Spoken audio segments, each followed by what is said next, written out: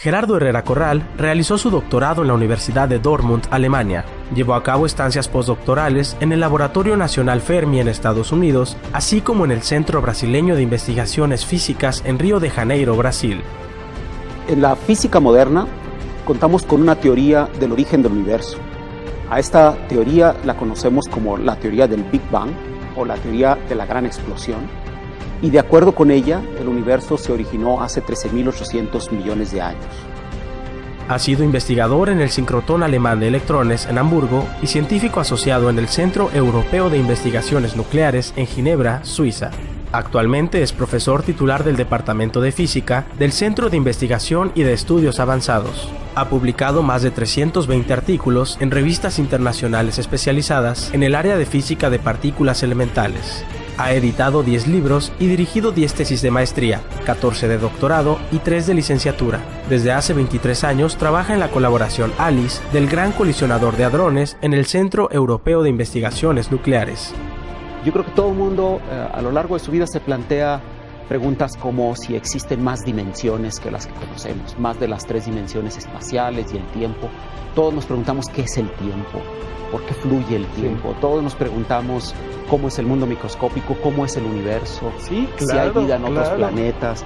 Todos nos planteamos esas preguntas, son muy fundamentales y a eso me dedico, a investigar esas cosas. Directo desde el Centro de Investigación y de Estudios Avanzados, con la conferencia titulada Física más allá de la imaginación, queda con ustedes el doctor Gerardo Herrera Corral.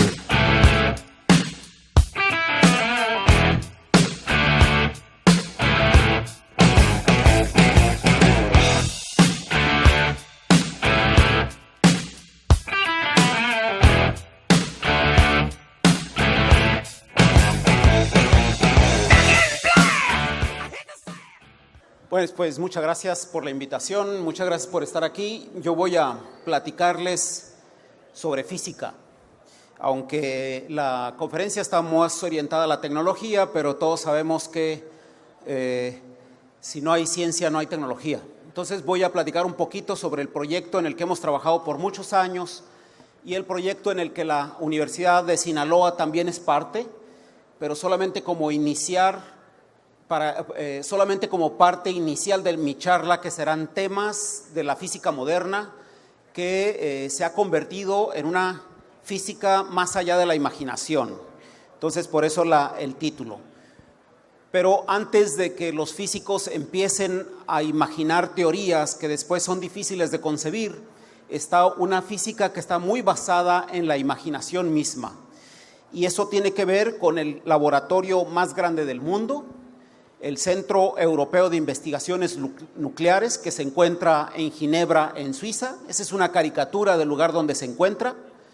Y en el CERN, CERN por las siglas en inglés, en español, en este caso en francés, Centro Europeo de Investigaciones Nucleares, se encuentra cerca de la ciudad de Ginebra, que ustedes pueden ver aquí, en el lago Le Mans, y al fondo están los Alpes suizos. Y ahí se puede ver el monte más grande de Europa. Ahí se encuentra la montaña más grande de Europa, que es el Monte Blanco, Mont Blanc se llama, y luego viene un valle, y en este valle se encuentra un gigantesco anillo con más de 27 kilómetros de perímetro, que se encuentra por debajo del nivel del suelo. Ese es un túnel que se encuentra entre 100 y 170 metros por debajo de la tierra, y en ese túnel se encuentra la máquina más potente jamás construida, donde se aceleran protones y se aceleran iones para hacerlos chocar de una manera más violenta, nunca antes vista. Y en algunos lugares del túnel se han construido cavernas. Hay por lo menos 4 cavernas que albergan a los 4 grandes experimentos del Gran Colisionador de Hadrones. Uno de ellos es el CMS, otro es el LHCb, otro es Atlas, y en el punto 2 del lado francés se encuentra ALICE, que es uno de estos experimentos.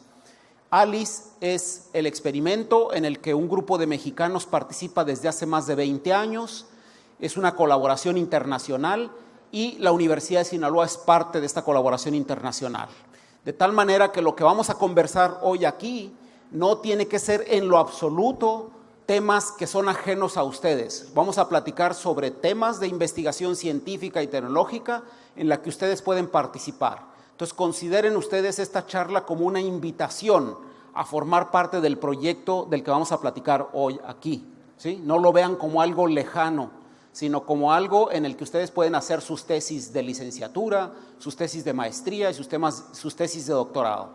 Eso es importante que ustedes lo entiendan.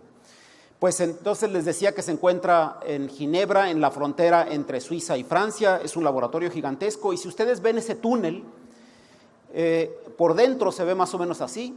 Es un túnel con alrededor de 4 metros de diámetro y en ese túnel se encuentran todas las componentes de este acelerador. Estas estructuras azules que ustedes ven ahí son dipolos magnéticos y por el centro de estas estructuras corre un haz de protones a una velocidad muy cercana a la de la luz. Los protones que viajan por un tubo al vacío lo hacen a una velocidad de 0.99999 c, es decir, la velocidad de la luz.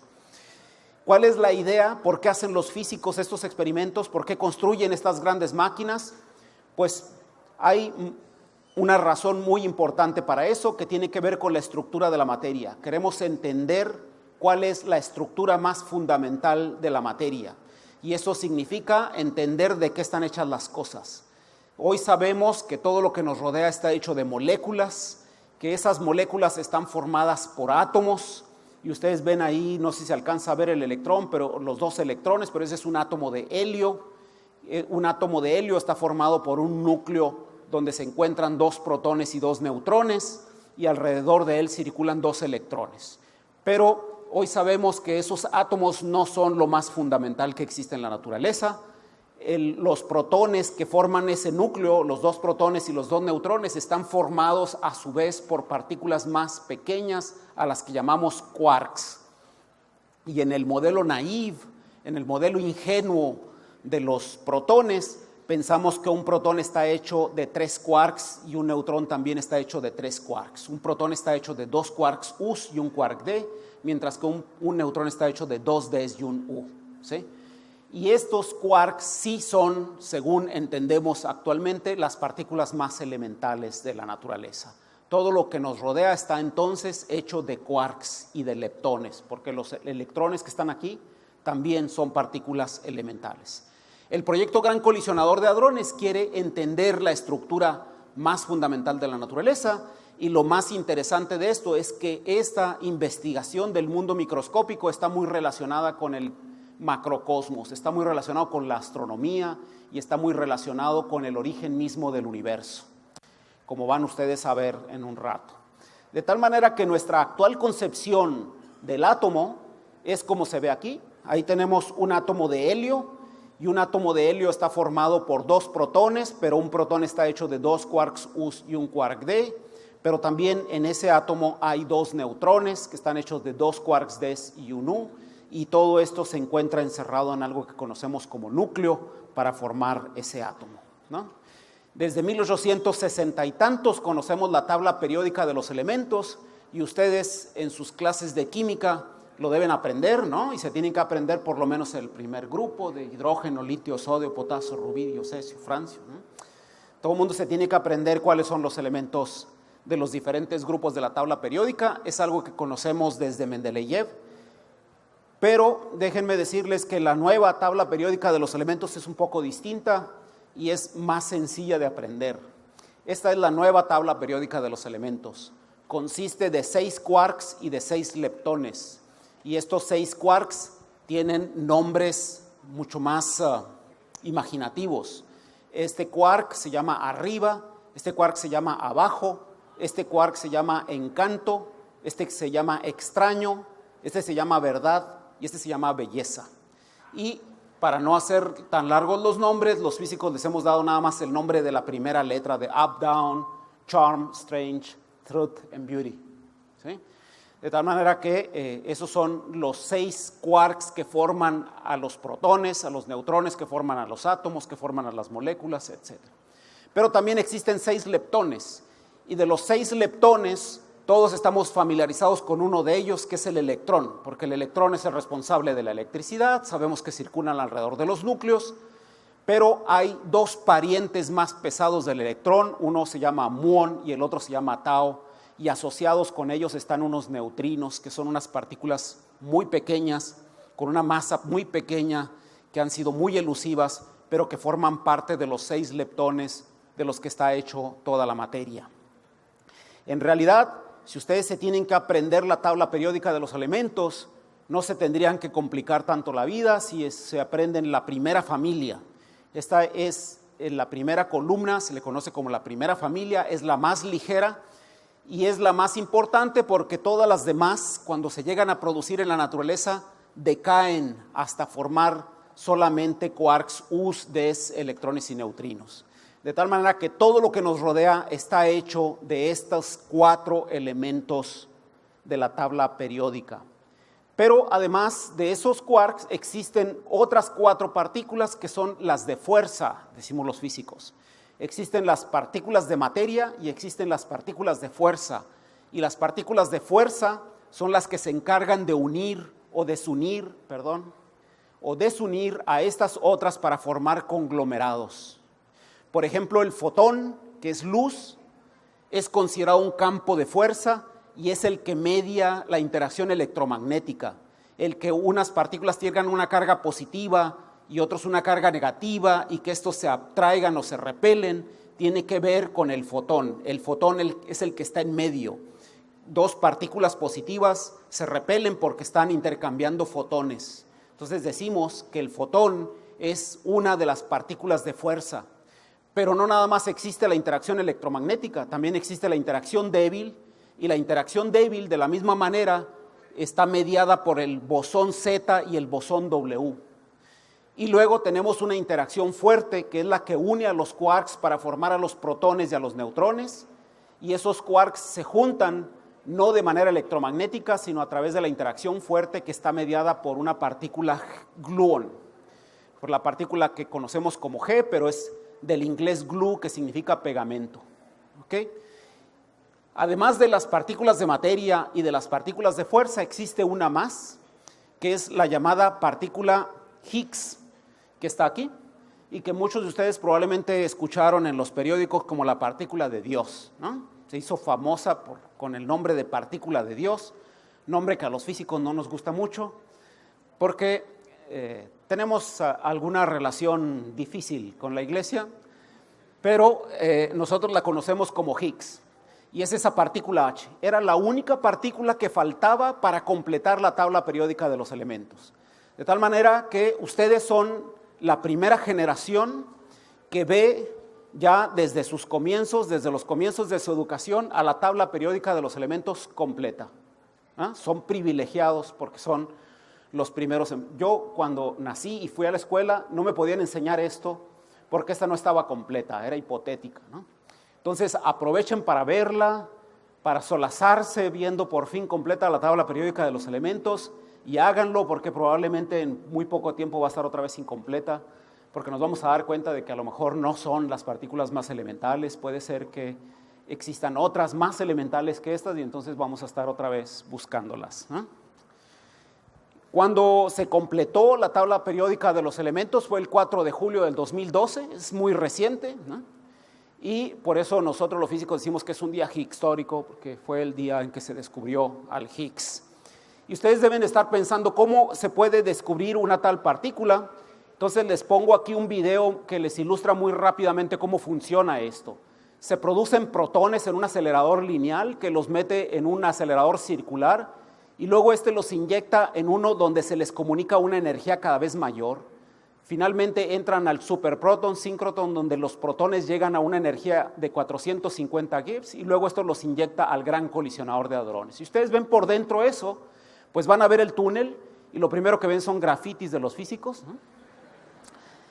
Y luego por ese túnel, en este tubo van viajando los protones, pasan la frontera entre Francia y Suiza y ahí van los protones hechos de 3 quarks a una velocidad muy cercana a la de la luz para llegar hasta el punto de una caverna donde se van a encontrar, aquí están en cámara lenta, esto lo hacen con mucha mayor velocidad, y en el centro de un gran detector chocan los protones para producir una gran cantidad de radiación y eventualmente, solo eventualmente, se producen 2 fotones que dan una señal en los detectores. Y estos 2 fotones son la señal de que se ha producido ahí un Higgs.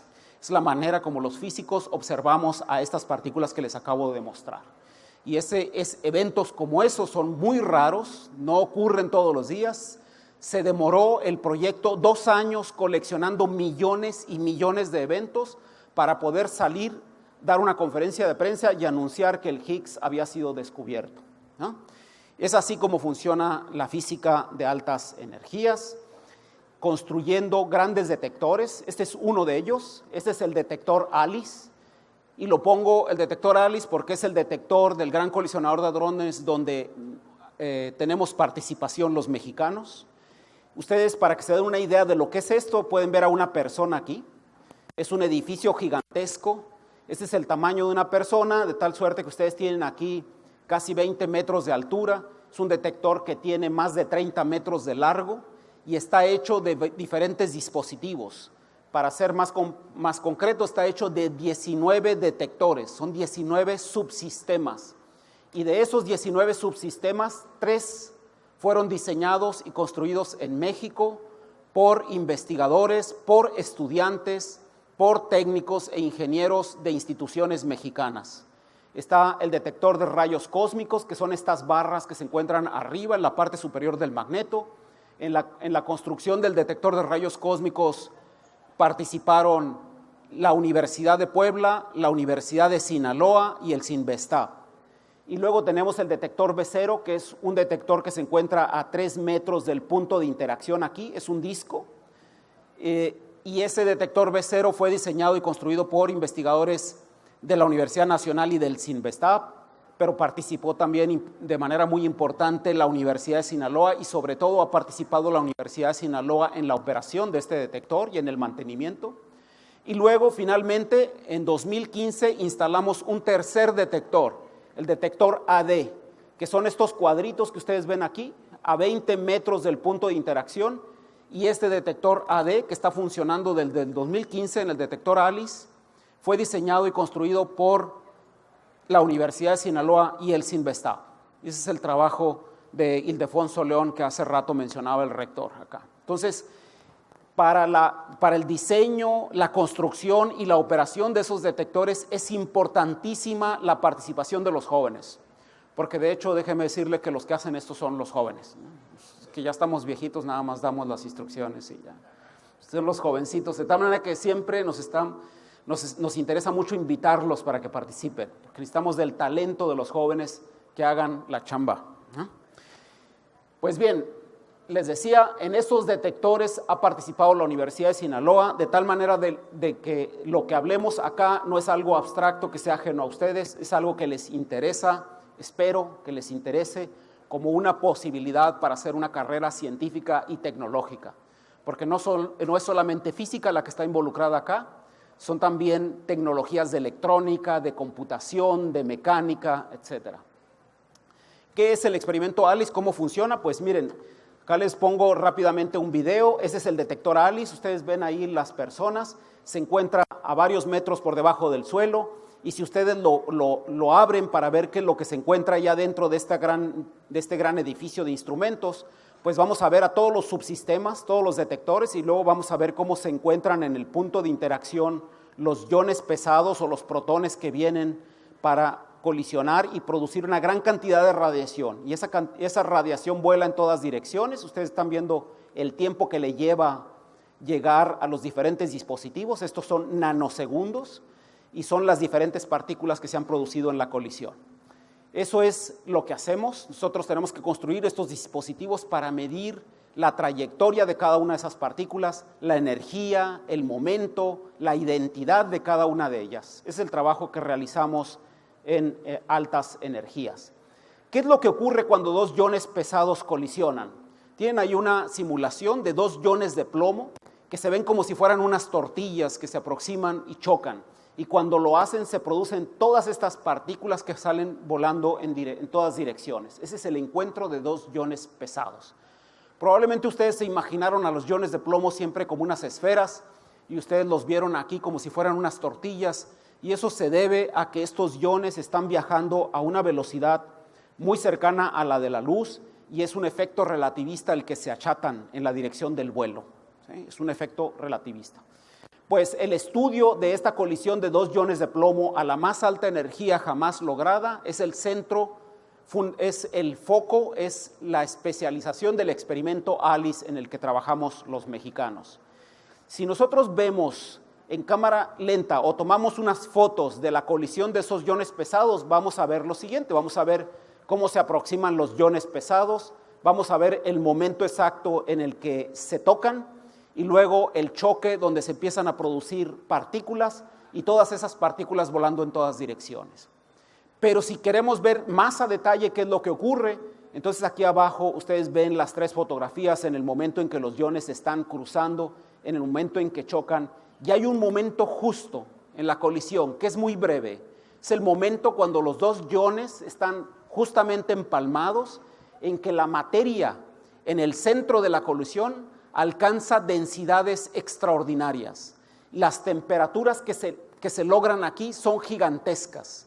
El experimento ALICE ha reportado la temperatura más alta jamás antes lograda de manera controlada en el laboratorio. Tenemos el récord de Guinness. 2014 salió ALICE con 5.5 billones de grados centígrados producidos en el laboratorio de manera controlada. Y ese récord ya fue superado porque el año pasado corrimos a más alta energía, pero todavía no se ha reportado la temperatura. Esta es la temperatura que tiene la materia en el centro de la colisión de dos iones pesados. Son densidades enormes, presiones gigantescas y las temperaturas más altas que se puedan lograr de manera controlada en el laboratorio. ¿Y por qué queremos hacer eso? Pues es cierto que a los físicos nos gusta jugar, pero hay siempre un interés detrás de esto. ¿Por qué queremos lograr esas temperaturas tan altas? Porque lo que realmente estamos haciendo en el laboratorio es reconstruir la historia del universo. Queremos viajar atrás en el tiempo. Aquí se encuentra nuestro planeta, aquí estamos nosotros, y queremos reconstruir las propiedades que tenía el universo cuando éste tenía apenas entre 1 y 10 microsegundos de edad. Es decir, cuando habían pasado apenas unos microsegundos después del Big Bang.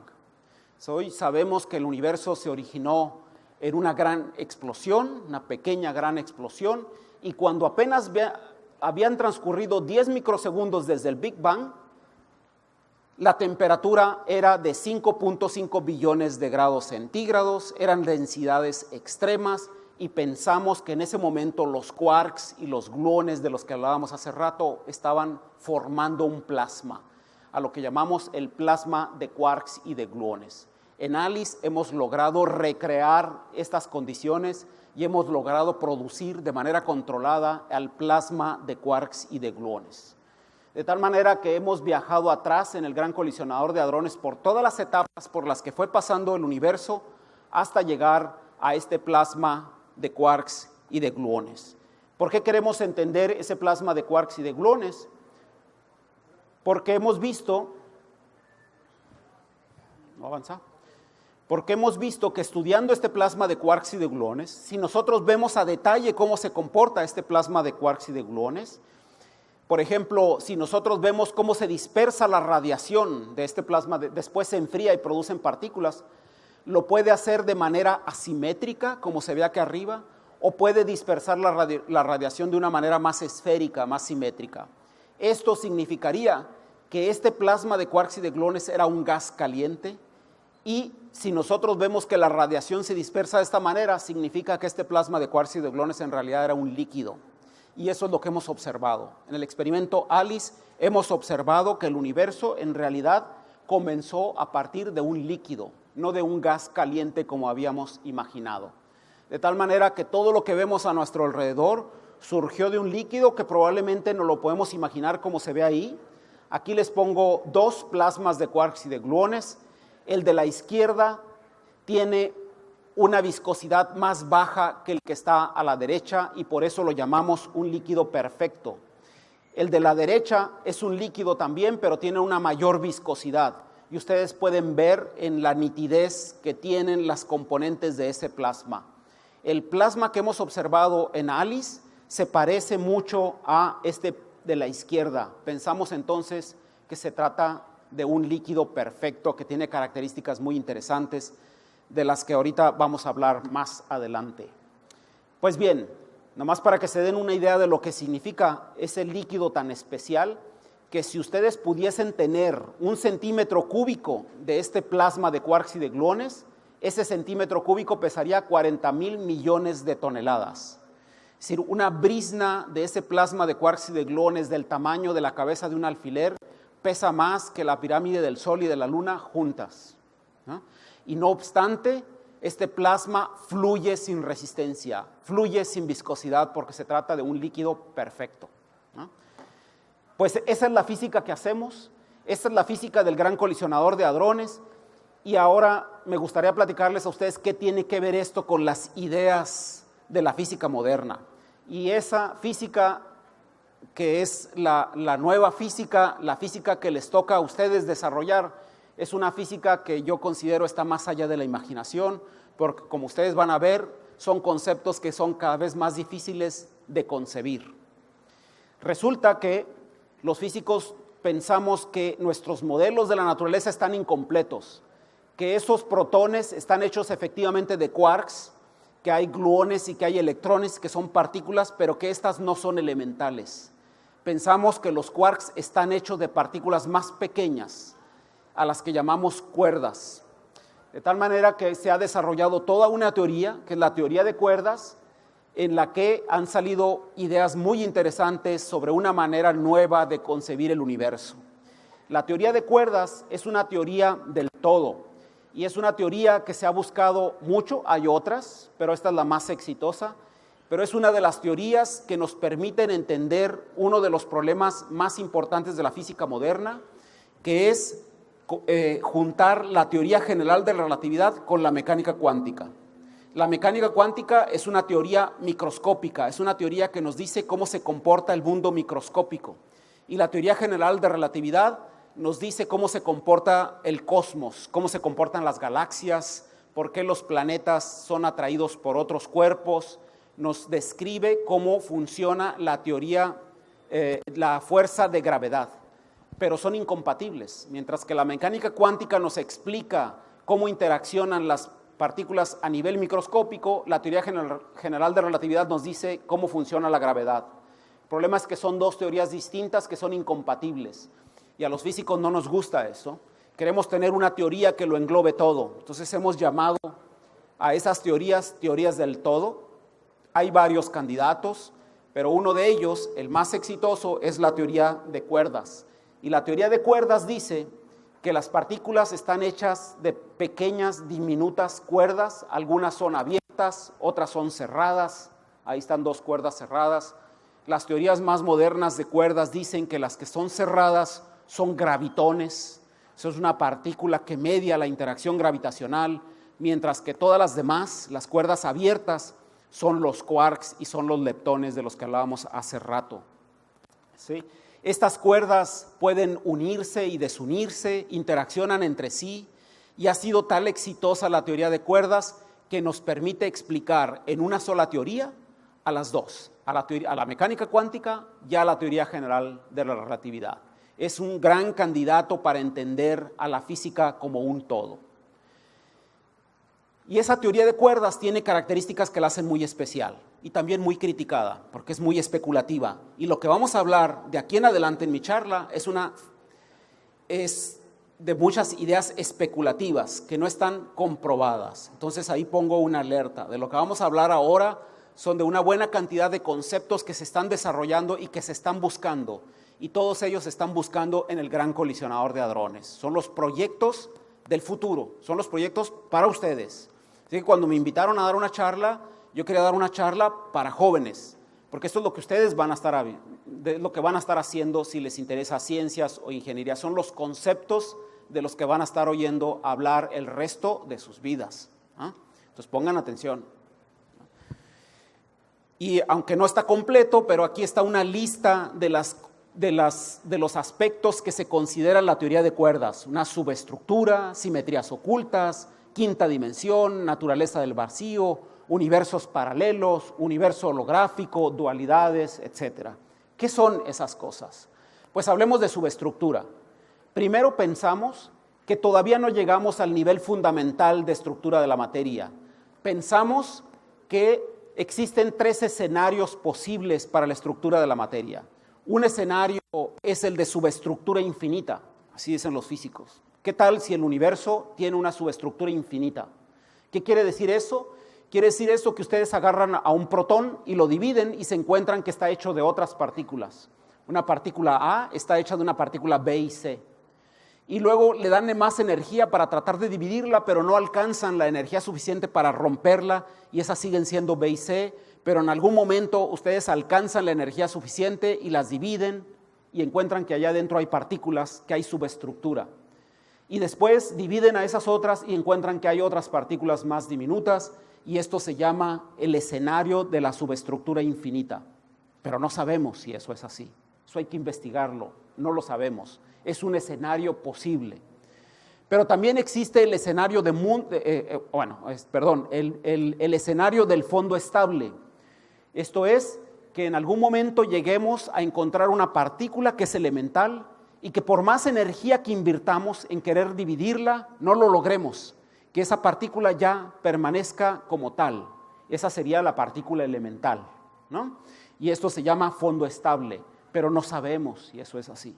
Tenemos que averiguarlo. Pero el más desconcertante de los dos, el fondo estable o de la subestructura infinita, es el escenario de bootstrap. Bootstrap no, es una palabra que tengo que utilizar en inglés porque no existe en español una palabra para eso. Bootstrap es una cinta que, si ustedes saben cómo se llama eso, pues me dicen para ponerle ese nombre, pero es la cinta que tienen las botas, ¿no? O sea, los que usan botas saben que para poder ponérselas es necesario jalarles, ¿no?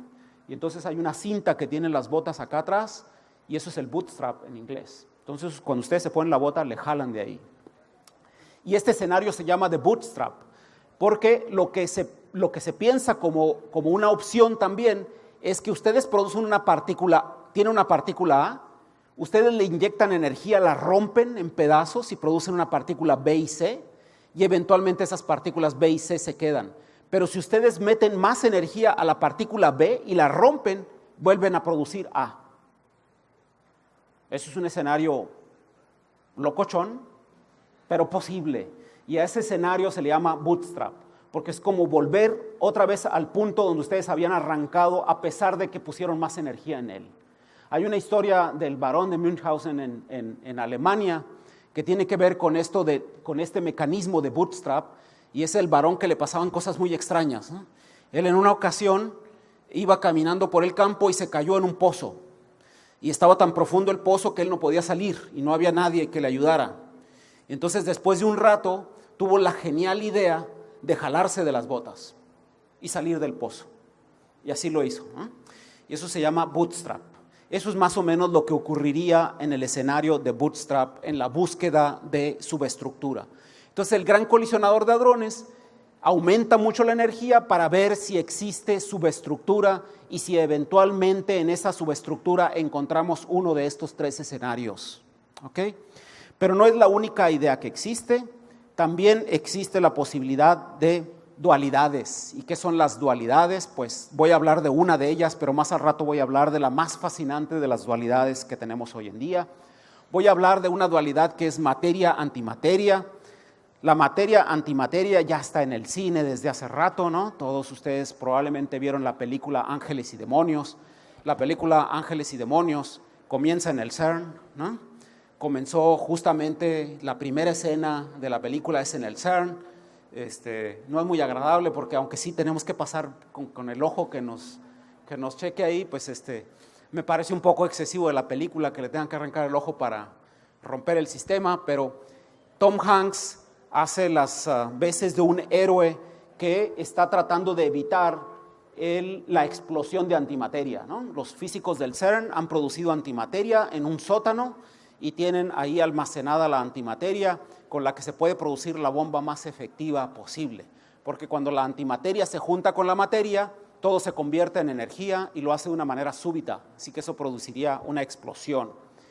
En realidad, la antimateria es más común y más corriente de lo que uno se pueda imaginar. De los 6 quarks los que hablamos anteriormente y de los 6 leptones, sabemos también que tienen todos ellos una antipartícula asociada. Para el quark arriba existe su antiquark arriba, para el quark verdad existe su antiquark verdad, para el electrón existe su antielectrón, etc. Cada una de las partículas de materia tiene una contraparte de antimateria. Y es tan familiar que hoy sabemos que cuando un electrón se encuentra con su antielectrón, al que llamamos positrón, se produce energía, se produce luz, se producen 2 fotones que salen en direcciones contrarias y ese fenómeno ya lo estamos utilizando. No es un fenómeno curioso de la física, es un fenómeno que ya está en los hospitales. ¿Por qué? Porque se le da a los pacientes una pastilla para que se la tome, que es una pastilla que lleva flúor 18. Y el flúor 18, después de una hora y media, por eso se le tiene que dar al paciente y estar ahí un ratito en el consultorio y luego se lo pasa rápido al detector, porque después de una hora el flúor 18 decae en oxígeno 18 y al hacerlo emite un positrón, es decir, emite un antielectrón.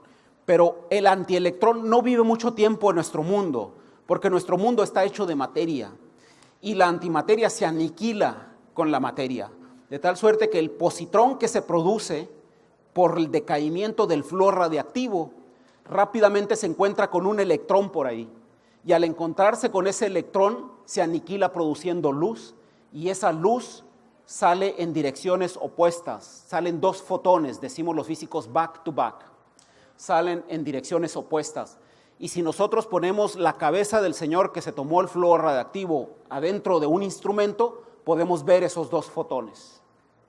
Y si le hacemos y lo dejamos por un rato para estar viendo todos los fotones que se van produciendo cada vez que uno de estos átomos de flúor decae, nosotros podemos reconstruir la imagen del cerebro. Y así obtenemos imágenes como esta, imágenes médicas que son conocidas como PET, de Positron Emission Tomography. Y actualmente hay en los hospitales PETs. Y eventualmente, ojalá que no, pero eventualmente un médico les puede ordenar que se vayan a hacer un PET. Sobre todo si no están poniendo atención en las charlas, son candidatos para verse en un PET, porque hay algo en su cerebro que no les permite concentrarse, ¿no? Entonces los mandan a hacerse un PET para ver si hay alguna estructura interna que les está impidiendo focalizar en una charla, ¿no? Por ejemplo. Y ahí les dan azúcar con ese flúor, y el azúcar se va rápidamente al cerebro. Cuando ustedes ingieren azúcar, el primer órgano del cuerpo que es alimentado es el cerebro, y de tal manera que si hay un tumor ahí, el azúcar se va ahí, y entonces los médicos pueden ver estructuras extrañas en el cerebro, y esto es gracias a la antimateria, ¿no? Eso es física imaginable. Pero detrás de la antimateria hay problemas inimaginables, porque no sabemos por qué el universo está hecho de materia y no de antimateria. Es uno de los grandes misterios de la física. Pero también hay simetrías ocultas. También buscamos en el Gran Colisionador de Hadrones simetrías ocultas. ¿Y qué son las simetrías ocultas? Pues déjenme decirles que en la física moderna todo gira alrededor de la simetría. Todos los conceptos que tenemos actualmente del mundo microscópico, de la estructura de la materia, de la estructura del universo mismo, tienen que ver con la simetría. Y no solamente el concepto de la simetría es un concepto central, pero también la ruptura de esa simetría es fundamental. Y aquí les he puesto un rostro que ustedes que son jovencitos ya no conocen. Ustedes conocen el de... ¿Quién es el Justin Bieber, no? Algo así. Pero los que ya tenemos un poquito más de edad conocemos a Cindy Crawford, la mejor modelo de todos los tiempos, que actualmente ya tiene celulitis, pero ese rostro simétrico en realidad fue muy cotizado en su momento, no por ser simétrico, sino porque en ese rostro hay una ruptura de la simetría, que ustedes pueden ver, ¿no? Y ahorita vamos a llegar ahí. ¿Qué es la simetría? La simetría todos estamos familiarizados con ella. Sabemos que un triángulo puede ser simétrico alrededor de un eje. No es simétrico en términos generales, pero si ustedes trazan un eje aquí, van a ver que lo que está acá y lo que está de este lado es igual. Si ustedes trazan un eje aquí, van a ver que la izquierda y la derecha son iguales. Decimos que el triángulo es simétrico a lo largo de esos ejes, que el cuadrado es simétrico a lo largo de estos ejes, porque si ustedes lo rotan en una cierta cantidad, en un ángulo determinado, ustedes no se van a percatar de que fue rotado. Si ustedes rotan esta figura en ciertas cantidades, ustedes no se van a percatar de que eso ha rotado. Entonces decimos que es simétrico. La figura más simétrica de todas, por supuesto, es el círculo, porque ustedes lo pueden rotar en el ángulo que ustedes quieran y eso no va a cambiar. Es más, está rotando, ese círculo está rotando y ustedes no se habían dado cuenta. Así de simétrico es, ¿no? Las simetrías son fundamentales en la naturaleza porque hoy sabemos que si el universo fuera simétrico, sería un universo estéril. Un universo perfectamente simétrico sería probablemente muy bello, porque todo tendría su contraparte, pero sería un universo estéril, que no produciría absolutamente nada. Es gracias a que la simetría se rompe que el universo genera estructura. Es gracias al rompimiento de la simetría que el universo ha llegado a ser lo que es. ¿Y qué quiere decir rompimiento de simetría? Pues hay dos tipos de rompimientos de simetrías que conocemos los físicos. Uno es el rompimiento espontáneo de la simetría, y el rompimiento espontáneo de la simetría lo pueden ver ustedes con un lápiz. Si ustedes colocan un lápiz en la punta, en el momento en el que el lápiz está en la punta, ustedes estarán de acuerdo en que el universo es simétrico para el lápiz. No hay ninguna razón por la que el lápiz deba preferir una o la otra dirección para caer. Pero en algún momento ese lápiz cae en alguna de las dos direcciones. Y en ese momento decimos los físicos que la simetría se rompió. La simetría que existe en el universo ha quedado escondida, decimos los físicos. Entonces hablamos de las simetrías escondidas, ¿sí? Y no obstante de que el lápiz cayó en una dirección y de que ahora el espacio es distinto en una dirección, sabemos que en el fondo el universo es simétrico, solo que la simetría quedó escondida porque el lápiz tenía que caer en alguna dirección, no por alguna propiedad especial del universo. Pero aparte, además del rompimiento espontáneo de la simetría, existe el rompimiento explícito de la simetría. Y el rompimiento explícito de la simetría es el que ustedes ven aquí. Es un rompimiento que no se da de manera espontánea, sino que ya está ahí y que está cotizado en millones de dólares. Este lunar tenía un valor enorme cuando Cindy Crawford cobraba por sus fotografías. Es como si nosotros vemos el rompimiento espontáneo de la simetría cuando la modelo se gira, lo hace de manera espontánea y entonces lo que está a la izquierda de este eje no es igual a lo que está a la derecha. Pero aparte de esto, rompimiento espontáneo, hay un rompimiento explícito de la simetría por la presencia del lunar, ¿no?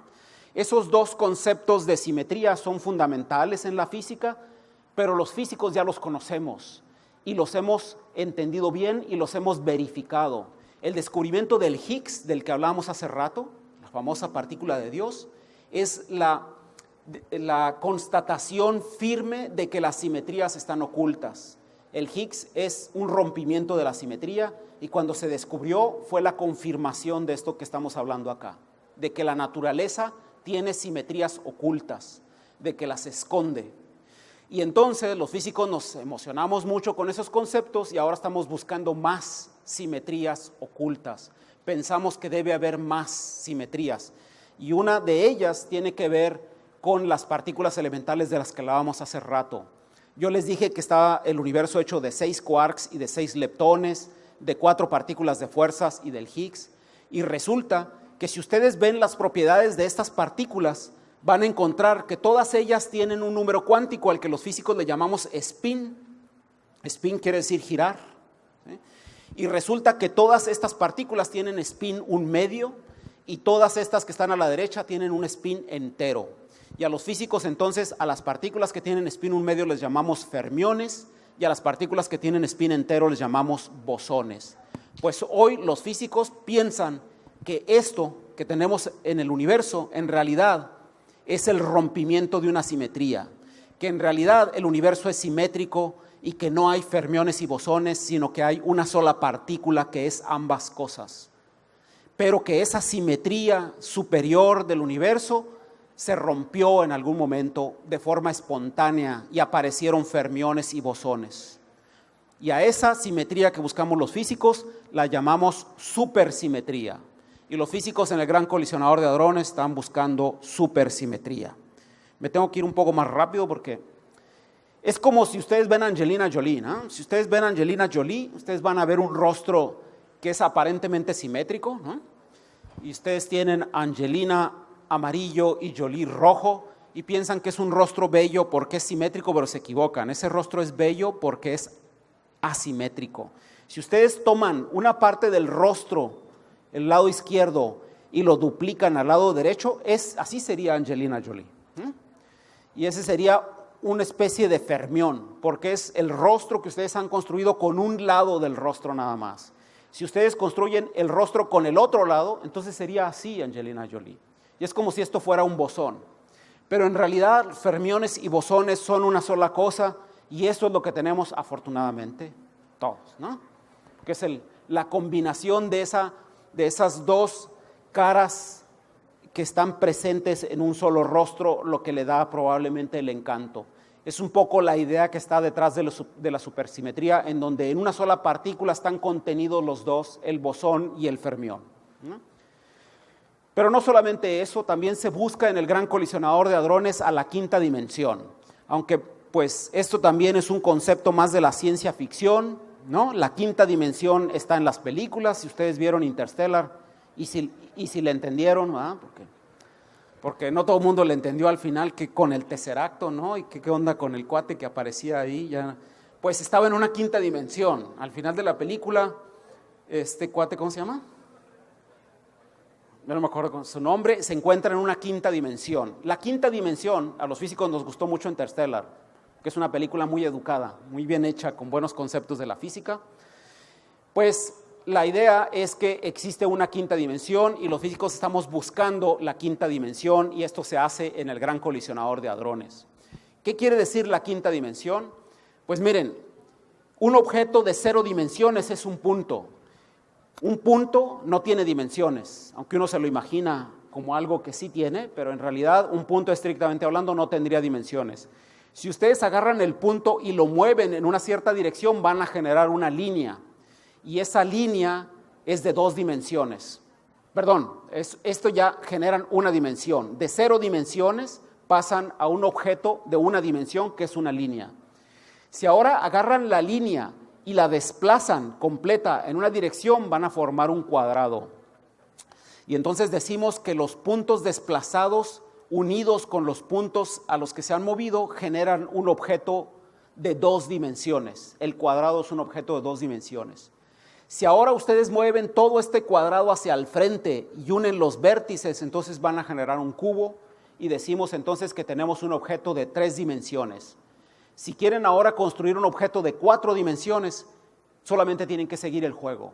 Solamente tienen que mover todo ese cubo y unir los vértices y esto que está aquí es un cubo en 4 dimensiones. ¿Voilà? De tal manera que si ustedes agarran a un cubo y unen a los vértices de ese cubo con los vértices de otro cubo, ustedes van a generar un tesseracto. Tesseracto es un nombre especial para el cubo de 4 dimensiones. Si ustedes le juntan el tiempo como una dimensión, que los físicos pensamos que el tiempo no es más que otra dimensión, entonces estamos ante un cubo en 5 dimensiones. Este es un tesseracto en la quinta dimensión, porque aquí está transcurriendo el tiempo. Están pues las 4 dimensiones espaciales y el tiempo juntas, y esa sería la sombra que proyecta un cubo en 5 dimensiones en nuestro humilde mundo de 4 dimensiones. ¿Vale? Eso todavía no lo podemos imaginar y podemos hacer pirámides en 4 dimensiones y podemos hacer cubos en 4 dimensiones y podemos hacer romboides en 4 dimensiones y podemos generar las sombras de todos los objetos geométricos que queramos en una dimensión más. ¿Sí? Si nosotros queremos imaginarnos cómo podríamos ver una esfera de 5 dimensiones en nuestro mundo de 4 dimensiones, entonces hacemos este ejercicio. Imagínense ustedes que hay un universo plano, que nosotros habitamos en un plano y que los habitantes de este plano pues se mueven solamente aquí en 2 dimensiones. ¿Cómo verían entonces estos habitantes del mundo plano a una esfera de una dimensión más? Pues verían que primero cuando esta esfera interacciona ven un punto, ven aparecer un punto que empieza a crecer como un anillo. Este anillo crece y luego empieza a disminuir de nuevo, ¿no? Y esos habitantes de un mundo plano verían entonces cómo aparece, cómo cruza por ahí una esfera de más dimensiones. Esa sería la percepción de una tercera dimensión en un mundo de 2 dimensiones, ¿no? ¿Cómo sería entonces para nosotros ver una esfera de 5 dimensiones pasar por nuestro universo de 4 dimensiones? Pues entonces nosotros veríamos que de pronto aparece una pequeña esfera que va creciendo y luego empieza a disminuir de nuevo. Y entonces diríamos, si yo voy por la calle y veo eso, pues lo que estoy viendo es una esfera de 5 dimensiones que atravesó por nuestro mundo de 4 dimensiones, ¿no? De tal manera que si ahora ustedes van por la calle pajareando, ¿no?, haciendo shopping en el Buen Fin, y de pronto ven esto, ¿no?, ustedes ven que aparece un punto que crece y luego decrece, ya no se van a asustar, ¿no? Dicen, es una esfera de 5 dimensiones que pasó por acá. Así se ven. ¿Por qué? Porque pusieron atención en la charla. Ahora ya saben. Puede ser, de hecho, el modus operandi de un personaje que próximamente hará acto de aparición. Utilizar la 5ª dimensión para distribuir, para aparecer y desaparecer. Está utilizando la 5ª dimensión, ¿no? Esa sería una manera de proceder de este personaje misterioso. La 5ª dimensión para los físicos es muy útil. No es un juego, en realidad sí es un juego, ¿no?, pero en principio no es un juego porque las dimensiones, los físicos la hemos utilizado ya para explicar las fuerzas. El espacio lo utilizó Albert Einstein para explicar la fuerza de gravedad. La fuerza de gravedad dejó de existir con la teoría general de relatividad. Einstein dijo, no hay una tal fuerza, no existe la fuerza de gravedad. Es algo que se enseña en la escuela y está bien que la aprendan, tienen que aprender eso, es importante, pero después se van a dar cuenta de que no hay una tal cosa como fuerza de gravedad. Lo que hay es un espacio-tiempo que se deforma por la presencia de la masa. Nuestro planeta es tan masivo que deforma al espacio-tiempo, generando una resbaladilla, y entonces todos caemos en esa resbaladilla. Estamos continuamente cayendo al centro de la Tierra, no porque hay una fuerza, sino porque el espacio-tiempo es un deslizadero que nos lleva hacia allá. Así entendemos la fuerza de gravedad. Y cuando la gente vio esta idea tan bonita de explicar las fuerzas, quiso explicar las otras interacciones, quiso explicar la interacción electromagnética y la interacción débil y la interacción fuerte como deformaciones del espacio-tiempo. Pero el problema es que el espacio-tiempo ya estaba ocupado para explicar la fuerza de gravedad. Así que si quieren ustedes explicar sus otras interacciones, búsquenle, porque ya la otra yo la estoy utilizando para la fuerza de gravedad. Y entonces estamos buscando la 5ª dimensión, para explicar las otras interacciones. ¿Cómo busca el gran colisionador de hadrones la 5ª dimensión? Ya voy a acabar, Ya, todavía tengo 10 minutos, ya voy a acabar. ¿Cómo busca el gran colisionador de hadrones la 5ª dimensión? Pues hace chocar protones contra protones. Y los protones que chocan a muy alta energía en el gran colisionador de hadrones lo hacen en nuestro espacio-tiempo, lo hacen en el laboratorio, lo hacen en las 4 dimensiones, las 3 dimensiones espaciales y el tiempo, que está aquí simbolizado por esta red blanca, ¿no?, como si fueran las coordenadas. Pero eventualmente, cuando 2 protones chocan, eventualmente alguna de las muchas partículas que se producen se podría ir por una 5ª dimensión. Si se escapa por una 5ª dimensión, nos va a faltar energía al final. Al final vamos a hacer el recuento de todo lo que apareció, y si hay algo que nos está faltando, quiere decir que esa partícula se fue por la 5ª dimensión, y eso sería una evidencia de la existencia de la 5ª dimensión. Se las estoy poniendo muy sencilla, por supuesto, es un poquito más complicado que eso, pero es la manera como el gran colisionador de hadrones está buscando la 5ª dimensión. La naturaleza del vacío. el vacío, todos pensamos que es nada, pero los físicos han reflexionado mucho tiempo sobre el concepto de la nada, y la nada es un concepto muy profundo. Es tan profundo que es fundamental. La teoría de cuerdas tenía graves problemas, y uno de los graves problemas de la teoría de cuerdas es que las primeras ideas que se pusieron es que estas cuerdas, que son más elementales, viven en 26 dimensiones. No viven en un mundo de 3 dimensiones espaciales y una temporal como las que tenemos, ni siquiera en una quinta dimensión, porque no es posible explicar lo que se quiere explicar. Entonces se propusieron 26 dimensiones, y los físicos, después de un fin de semana de gran depresión, porque dijeron, ¿cómo vamos a tener un universo de 26 dimensiones? Eso no es posible. Después de eso se les ocurrió un procedimiento matemático al que llamaron compactificación, para enrollar dimensiones. Y entonces empezaron a enrollar pares de dimensiones. Cada vez que enrollan dimensiones, se deshacen de 2 de ellas. Y así pueden reducir las 26 dimensiones hasta 10 dimensiones en la nueva teoría que se conoce como la teoría de supercuerdas. Es como cuando ustedes tienen el eje X, Y, Z, ¿no? Ustedes tienen el eje X, Y y Z, y ustedes agarran el eje Z, que representa una de las dimensiones, y lo enrollan. Y entonces se quedan nada más con X, Y. Entonces se quedan con 2 dimensiones. Se dice que ustedes compactificaron una de las dimensiones, ¿no? Pero el punto es que ustedes lo pueden hacer con una dimensión, con 2 dimensiones, lo pueden hacer con muchas dimensiones y pueden enrollarlas para tener a muchas dimensiones diminutas que no podemos percibir en el laboratorio porque son pequeñas, pero las podemos buscar en el laboratorio. El problema con esto es que luego llegaron estos 2 señores, llegó Eugenio Calabi, un italiano, y llegó Ching-Tung Yao, un japonés, y entonces ellos empezaron a ver ¿por qué yo tengo que enrollarla en un cilindro para deshacerme de esa dimensión? ¿Por qué no la enrollo de otra manera? Y encontraron que había muchas formas de enrollarlas, y encontraron a todos los espacios Calabi-Yau. Y todos los espacios son las maneras como ustedes pueden enrollar dimensiones extras. El problema con esto es que encontraron que hay muchas maneras de compactificar. Y esas formas que son muy bonitas y que se producen en matemática para decorar, hasta su arbolito de Navidad pueden decorar con las formas de Calabi-Yau, que son objetos matemáticos, son las diferentes maneras de enrollar dimensiones y deshacerse de ellas. El problema fue que les preguntaron a Calabi y a Yau cuántas maneras había de hacerlo. Y ellos dijeron, pues no sabemos. Y entonces, ya ven cómo son los periodistas, ¿no? Van insistiendo, no, pero díganos cuántas hay.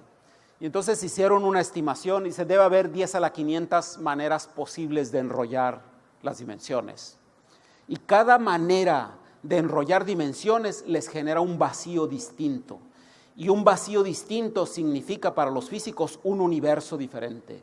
De tal manera que existen 10 a la 500 universos posibles, en el que no tenemos por qué elegir uno al otro, todas son igualmente válidas. No sabemos por qué un universo se enrolló sus dimensiones de una manera y el otro de otra. Hay 10 a la 500 universos posibles. Y créanme ustedes algo, 10 a la 500 es un número grande,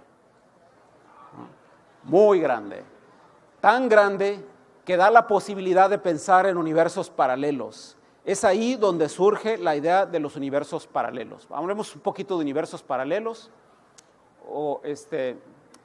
Les platico la historia de universos paralelos con Superman. ¿Ustedes han leído Superman? Ya vamos a acabar, es que ya veo que ya se están inquietando. Superman, en una ocasión, ustedes saben que Superman es un inmigrante indocumentado en los Estados Unidos, ¿no? Y en una ocasión estaba muy triste Superman porque se puso a pensar en que sus padres murieron en Krypton y le salvaron la vida a él enviándolo en una nave a la Tierra. Y entonces él decía, si yo pudiera ir atrás en el tiempo y salvar a mis padres, yo lo haría, ¿no? Y entonces empieza a pensar mucho en eso. Eso fue por un número de los 50 o de los 60, el número de Superman, ¿eh? Fíjense nomás la profundidad que hay. Yo por eso leía Superman. Y entonces dice, pues a lo mejor yo puedo viajar en el tiempo, y se le ocurre una manera de hacerlo. Y para eso hace el experimento y viaja a 1865, cuando Abraham Lincoln fue asesinado en el Teatro Ford de Washington, ¿no? Ustedes saben que Abraham Lincoln llegó al Teatro Ford en una ocasión, ahí en Washington, cerca de la Casa Blanca, y el 18 de abril, ¿o qué? En abril, no me recuerdo qué día de abril, 14 de abril, pues apareció alguien en el Teatro Ford, y ahí ustedes pueden visitar el lugar, ahí ustedes pueden ver de dónde el cuate llegó y le disparó, y así fue asesinado Abraham Lincoln. Pero Superman se le ocurre ir atrás en el tiempo y salvar a Abraham Lincoln, y lo hace. Y ustedes ven ahí el momento en el que Superman llega, agarra la pistola y siempre le hace un nudo, ¿no? A la pistola. ¿Sí? Y porque Superman no solamente aprende a los malosos. Y entonces salva la vida de Abraham Lincoln, y aquí está Abraham Lincoln agradeciéndole por haberle salvado la vida. Y entonces Superman, muy feliz, regresa al presente, ¿no? Lo que yo nunca entendí de este rollo es por qué llega justo en el momento, ¿no? ¿Por qué justo cuando va a disparar? ¿Por qué no se fue una semana antes, ¿no? Para ver Washington ahí, pasear y luego ya ir al teatro, comprar su boleto como debe ser. No, llega en el momento justo en el que va a disparar. No sé por qué, pero entonces regresa al presente y lo primero que hace es ir a la biblioteca y busca los libros de historia, porque él espera ver que el universo, que en el universo, en la historia, en los libros de historia, Abraham Lincoln no fue asesinado, fue salvado del asesinato. Pero ¿cuál será su sorpresa? Que llega a la biblioteca, saca los libros de historia y encuentra que Abraham Lincoln fue asesinado el 14 de abril de 1865. Y entonces se asusta. ¿Qué fue lo que pasó? Pues si yo lo acabo de salvar. Y entonces eso lo sume nuevamente en muchas meditaciones, y entonces a la siguiente ocasión se le ocurre que va a viajar al pasado y que va a poner más atención. Y eso lo hace. Y efectivamente, cuando está viajando al pasado, encuentra que hay una puerta, y esa puerta le conduce a otros universos. ¿Ah? Y entonces, de esa manera, puede ir a otro universo, va a la biblioteca de ese otro universo y encuentra que efectivamente Abraham Lincoln fue salvado de ser asesinado.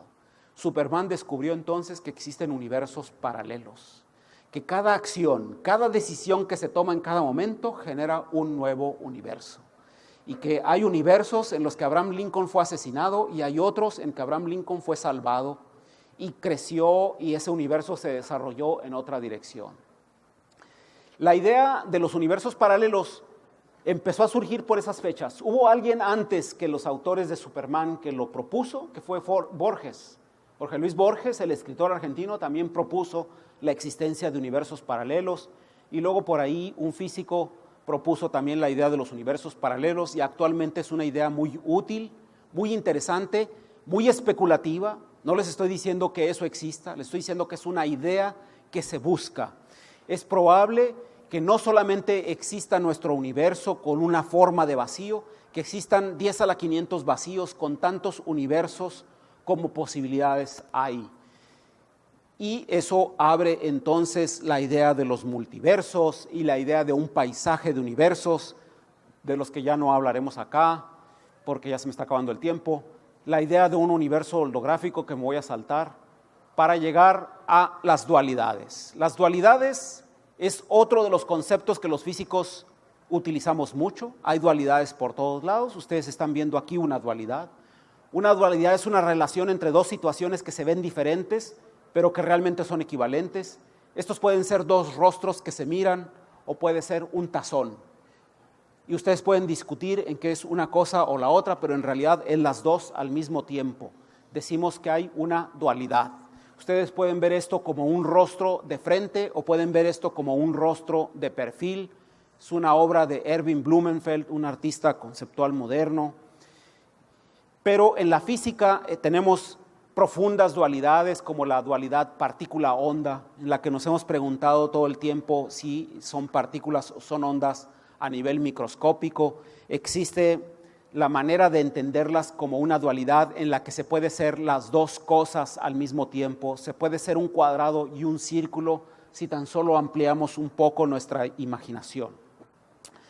Estas dualidades están presentes en el campo electromagnético, en donde un campo eléctrico oscila con un campo magnético de una manera dual.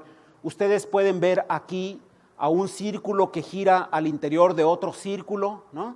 Ustedes ven como si estuviese un círculo formado por bolitas blancas que está girando al interior de un círculo, pero si yo le pongo ejes a eso, lo que en realidad está ocurriendo es que hay una partícula que está oscilando de aquí a acá de una manera sincronizada con las otras, ¿no? Y no tiene caso pelearse porque sea una cosa o la otra, es las dos al mismo tiempo. La naturaleza está hecha de dualidades, hay una dualidad en la que esto parece ser un pájaro, pero también se ve a un hombre pintado.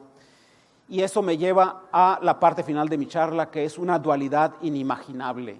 Es una dualidad en la que se centran las investigaciones de ALICE, el experimento en el que trabajamos desde hace muchos años los mexicanos, y es una idea que viene de la teoría de cuerdas. La teoría de cuerdas ha propuesto un físico argentino, Juan Maldacena. Juan Maldacena es un físico que hace teoría de cuerdas de hace mucho tiempo, acaba de estar en México hace un mes, y es el Cooper, ¿no? El Sheldon Cooper nuestro, porque él hace teoría de cuerdas, y propuso que hay una dualidad muy profunda. Él propuso que la teoría de cuerdas, en muchas dimensiones, tiene una geometría caprichosa a la que llamó geometría anti de Sitter. Es un espacio que no es una esfera como nosotros pensábamos, sino un hiperboloide. Es un espacio con curvatura negativa y en 5 dimensiones. Y él, en esas 5 dimensiones de un espacio anti de Sitter es el nombre de un holandés, para que no piensen que es algo exótico. En ese espacio de 5 dimensiones, dice Juan Maldacena, hay una dualidad con el mundo de la interacción de los quarks. Estos quarks que están interaccionando con gluones para mantenerse unidos dentro de un protón, generan un plasma de quarks y de gluones. Y hay una dualidad entre un universo de cuerdas en esas 10 dimensiones que yo puedo compactificar a 5, en donde el espacio es curvo, con una curvatura negativa, donde está la gravedad y donde no hay color, que es la interacción que media a las interacciones fuertes, pero es dual, con un universo en donde está un plasma de quarks y de gluones que vive en 4 dimensiones, que son las del laboratorio donde se encuentra ALICE, donde se está produciendo este plasma de quarks y de gluones, donde no hay gravedad y donde está la fuerza fuerte. Y esa dualidad permite mirar a los dos mundos, permite pensar en cómo calcular cosas acá que ocurren en este otro lado. Esta es la dualidad de Maldacena y es una de las ideas más prometedoras de la física moderna, porque nos diría que este universo de cuerdas en un espacio anti de Sitter es probablemente la realidad y que nuestro universo, el que nosotros vemos, en el que vivimos, solamente es una sombra de este universo con un agujero negro en donde las cuerdas están atadas a él y habitan 10 dimensiones. Es un dual del universo que se genera cuando generamos un plasma de quarks y de gluones. Esta dualidad ha sido verificada o empieza a ser verificada lentamente en el sentido de que cuando se calcula en teoría de cuerdas, en ese espacio multidimensional con agujeros negros donde hay gravedad, el movimiento de un extremo de la cuerda, ese corresponde con el movimiento de un quark dentro del plasma de quarks y de gluones. Esto no es la única manera de confirmarlo, hay muchísimas cosas que se pueden medir en el plasma de quarks y de gluones que se genera en ALICE, que se calculan desde la teoría de cuerdas y que representa como la primera confirmación experimental de las ideas que los físicos de cuerdas hacen y que son muy especulativas. De manera tal que todas las ideas que les he estado platicando sobre dimensiones extras, universos paralelos, universos holográficos, dualidades y demás, existen como una teoría, como una modalidad de la teoría de cuerdas, y existen los experimentos que están tratando de observar si esas ideas son correctas o no. Es probable que nuestro universo en realidad sea muy exótico, que sea un universo extremadamente caprichoso en su geometría, con muchas dimensiones, con cuerdas que forman a las partículas más elementales y que nosotros solamente somos la superficie de ese universo, que nosotros somos solamente la sombra de un universo líquido. Y con eso termino. Muchas gracias.